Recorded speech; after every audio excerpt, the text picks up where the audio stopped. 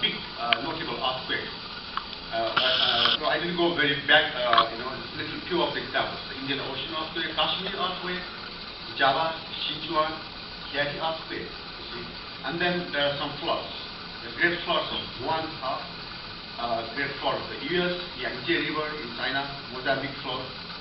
And if you look into other cases, Mozambique had another floods and quake in the Japan in 311.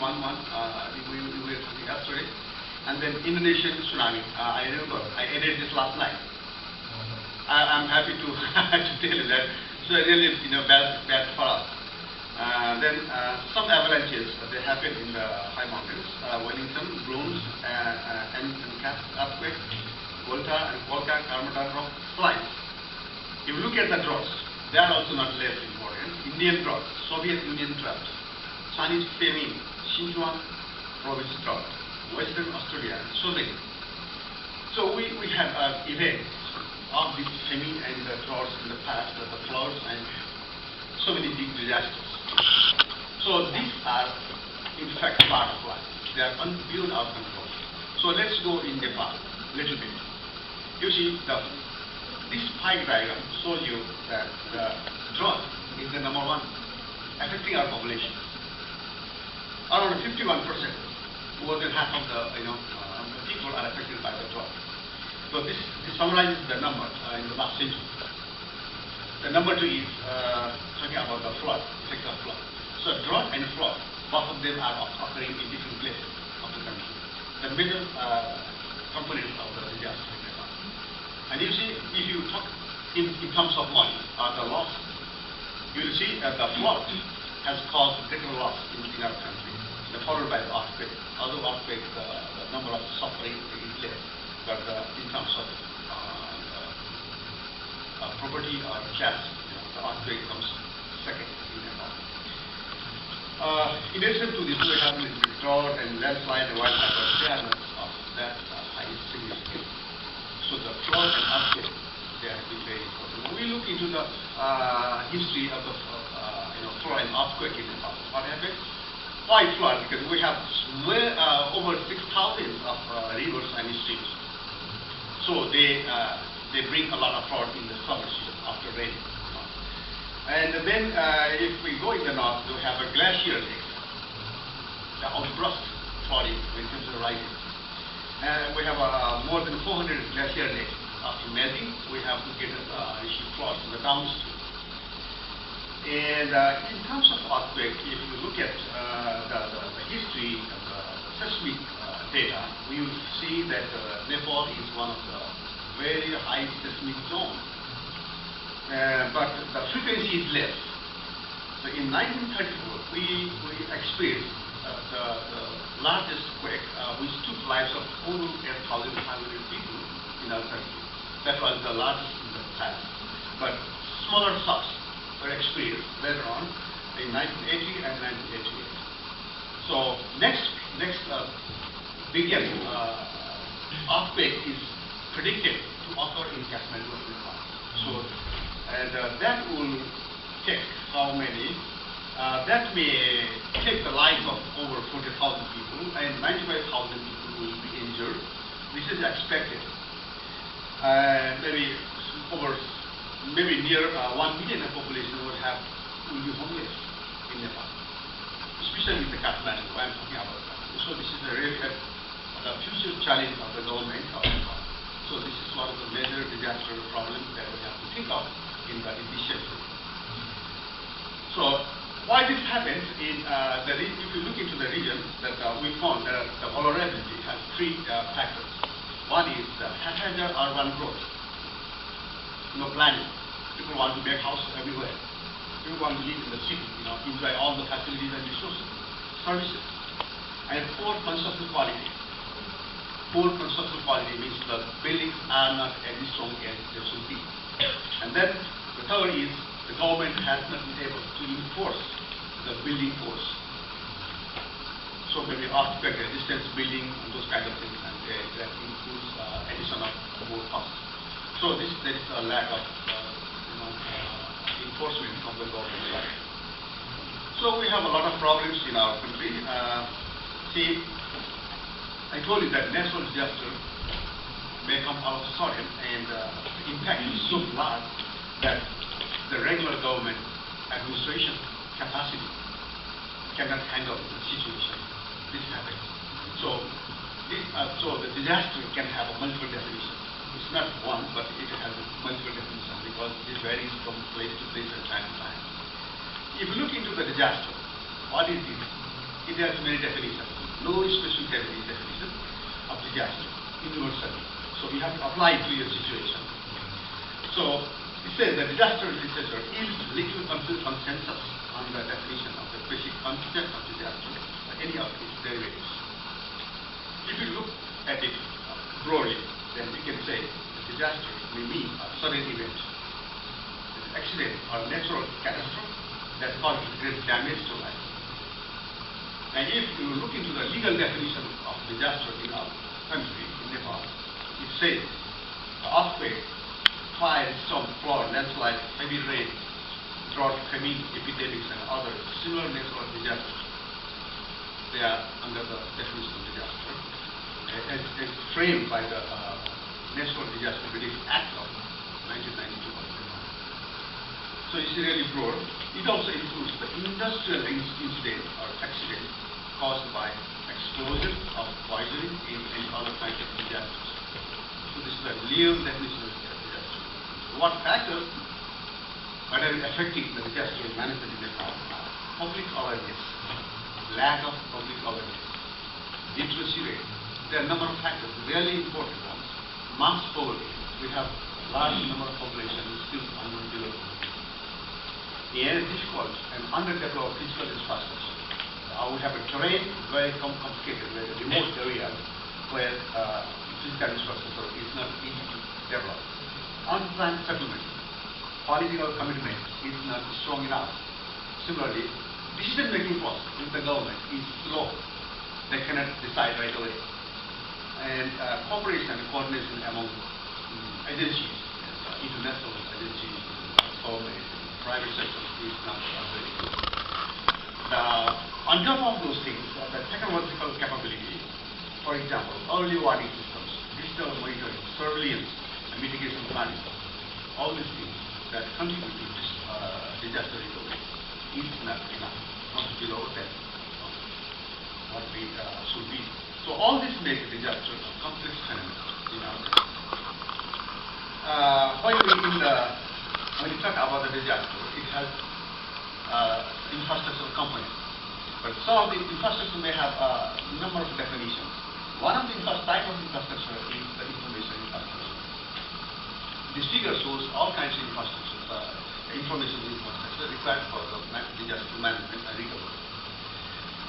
But this does not talk about the human dimension. We focus much on all these kinds of information infrastructure. This is really important, but we develop this, we invest on this, but do we sufficiently invest on the human dimension? So I ask the question, we often invest on physical dimension of the disaster. Questions arise on how much of the disaster preparedness and recovery is made in social and human capital development receives less investment or is ignored. It means if people do not contribute, if they don't work, then the return will be zero. We will fail in disaster recovery. So what we mean that togetherness makes a difference.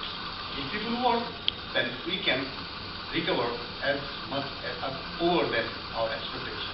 So it is the people should be the center of the recovery process and planning process.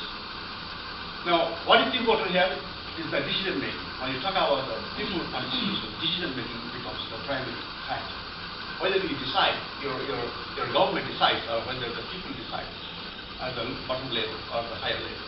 You see, the wider we, the bottom up approach.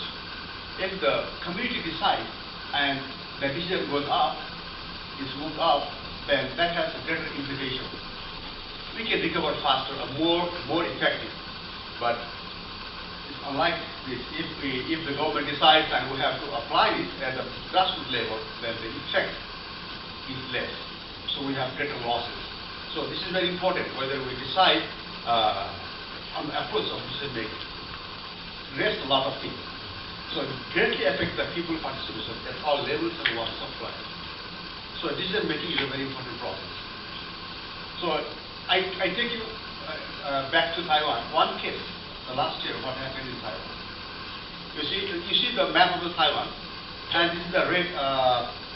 This is the dotted line shows the path of the typhoon Morata. But what happened? The scientists, the weather scientists in Taiwan, they predicted very well the path of the disaster, but they missed. You know, it was they forecasted that there was route for the disaster. It happened in the north, but later on it is still continuing in the south. Surprise! Why it happened? They failed to predict the south of Taiwan. What happened is in the south, still raining. The rain was coming from the western part. We call it southwest monsoon. It was causing heavy downfall for a long time, and that caused a heavy loss of life and property. You might have heard about this in 2009, I guess. 2009 September. So this is what happened. What happened that the government couldn't get to the right place in time, and the people were confused how to start the recovery action. So there was no orders from the higher level. And at the same time, my NGO was about to resign from the position because people were abusing him. It's very messy situation. So that has a very great implication in the country's political system as well. So this is not less important. So what happens or what affects people participation is very important in this disaster recovery and management. So it's all this recovery depends on how different level and region of administration address the need of people living in society, the relevant regulations concerning the stakeholders' involvement in disaster recovery process. So level of people participation is also largely determined by the kind of incentive structure designed in the plan.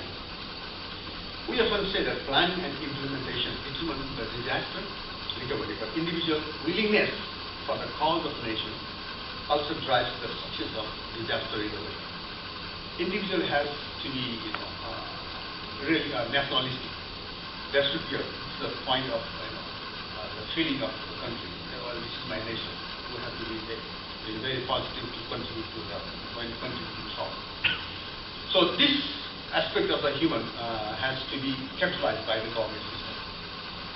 So if you look at the Nepal disaster management framework, you will see most of the disaster is oriented towards the post-disaster scenario, not on the pre-disaster. So we are not well prepared for the disaster.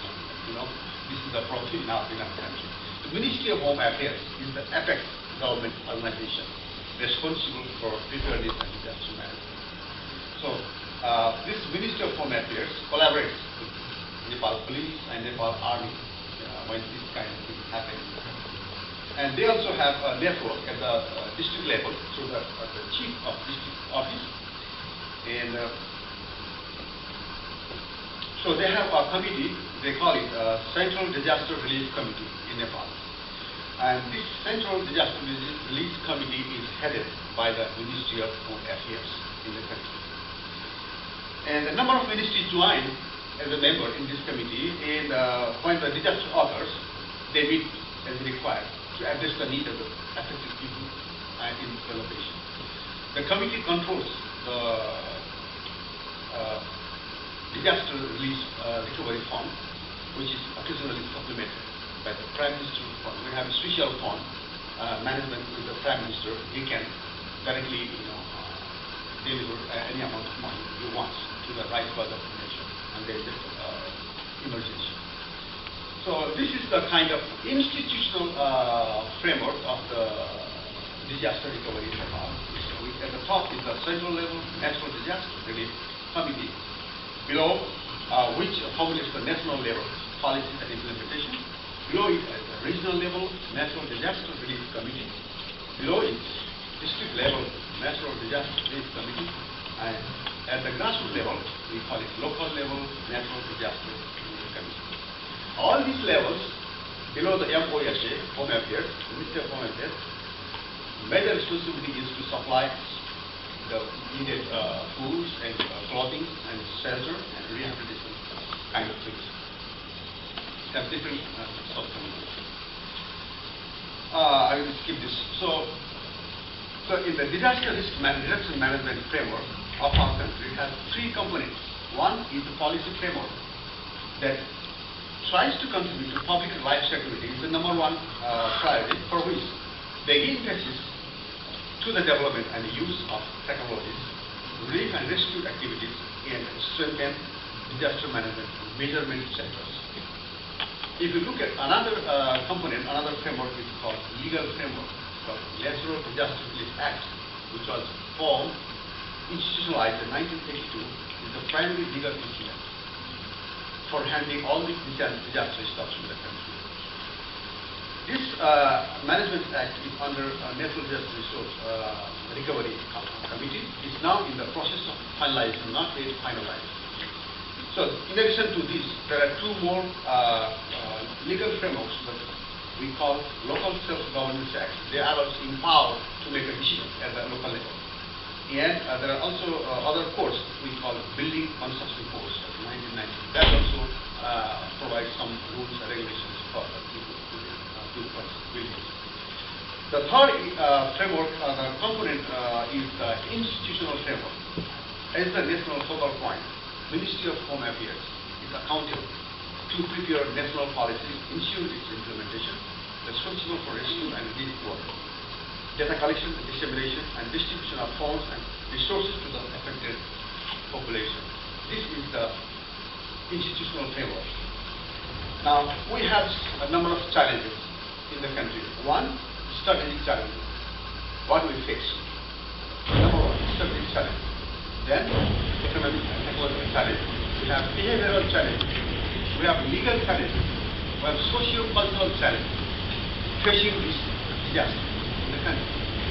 Strategic means our policies, our rules and regulations have to be revised and implemented well. And then, if we talk about economic and technological, we are far behind the technological capability. They must be strengthened. Economic means we are not economically sound enough to spend money on this aspect. Behavior is the people, even in the government, many of the people in society, they have a very traditional concept that these kinds of famines or drought, disasters, they happen because of the God, mercy, that's the mercy of God. So they are not well prepared for this kind of thing. In the modern age, maybe we have to, prepare well, not only the mercies of the God, but also we have to prepare ourselves, so people's social mobilization is very important, which is lacking in our country. So because of this fact, people are a little bit slow to react on this situation. Then the legal aspect is also weak, and the socio-cultural aspect. We have so many kinds of traditions and cultures, diverse society. It's not easy to communicate with the people in the country. We have very diverse country. If you have, I will welcome people to visit our country. It's really diverse, small but so diverse. That communication is a big problem in our country. And so the government also faces a similar problem when communicating with the people about any problem. Now, countermeasures of the disaster recovery for the disasters can be divided into structural and non-structural components. We have to, I just mentioned that policy and legal reforms is necessary in the country. Institutional reform is also necessary. Maybe we don't have enough rules and regulations, but it's difficult for us to get a collective action. So, institutional reform, the rules have to be revised and reviewed and passed to the cabinet. And we need to develop a professionalism. Professionalism means the work ethic. If I am trained in a particular area, then I should work and contribute to this field. So we have lost the work professionalism, work ethic. So that's very important for the development of any country, the professionalism. So, information technology that we need to cope with the disaster in the country is not enough at the present context. So that it must be improved over time. So again, number 5 is the knowledge sharing among governments. So this is not there is a mistake. This should be G. Knowledge sharing among government and NGO and INGO, international government organizations, is not very effective in our country. Information sharing. So communication comes to the central place, the central role in these kind of situations. So government has to think on this point. So finally, the 6th is very important point is the promote community-based disaster management plans and programs, which will definitely the only sustainable programs or policies in the country. It's not only Nepal, but everywhere in the world we are developing a slogan that we should develop a community-based disaster management, reduction, recovery plans and programs. So government affects body has to emphasize more on the grassroots level community workers so that they are well prepared in their homes. So this is very important for not only for Nepal but in the countries where we have frequent disasters. So what is important on top of this thing is the right people. People and coordination is number 1. We need to find the right people. Who are those right people? Right people are those who are competent. Should not be based on politics. Should not be based on other things. The competent people can we identify and select, respect those, give the proper position or responsibilities to the competent people. We need a competent people to respond to this kind of disaster situation. We need to have a committed people.